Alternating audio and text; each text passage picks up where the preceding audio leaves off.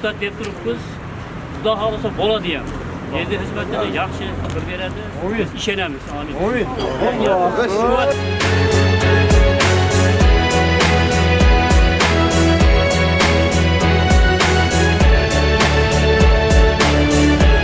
Allah bersin, bırak işleri.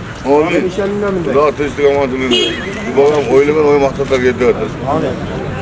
El uchun xizmat qilaman deb, Xudo qo'llab el uchun xizmat qilib, Xudoga otini oldiga chiqarib, elga tanitib, solimini qo'shib o'ynab yuradi.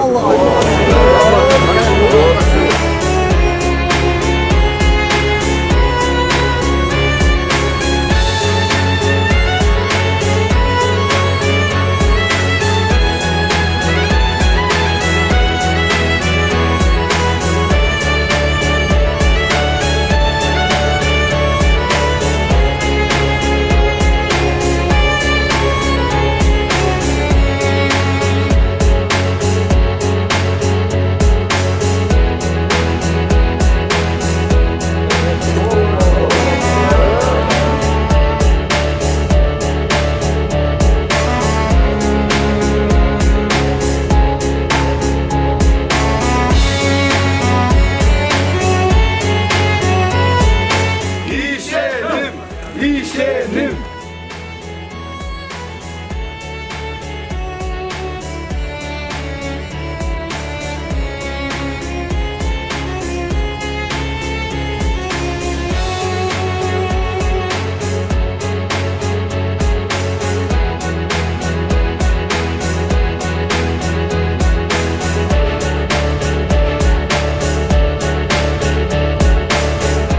İşelim 9.